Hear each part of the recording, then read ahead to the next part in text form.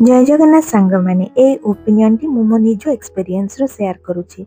आम चतुर्पार्श्व किछि लोक एमिति थांती से भारी निजरपण देखांती आ भारी आम ऊपर अधिकार मध्य साब्यस्त करिकि भारी मस्कामरा कथा कहिकि तांकर काम गुड़िक हासिल करनियंती। आ जेतेबेले काम सरी जाए से आम पाखरु पथ काटी रास्ता अलग करी इग्नोर करवा स्टार्ट कर दियंती। काले आमे तांकर पर्सनल लाइफ रे किछि एंट्री करबा सेति से आगुरु अवॉइड करी निज रास्ता अलग कर दियंती एवं से माने भाबंती आम सामना लोक को भारी बोका बनै देलु एवं आमे माने बोका, किंतु से एई सब चतुरता भितर से बुझी पारंती नहीं कि आमे सब किछि बुझू।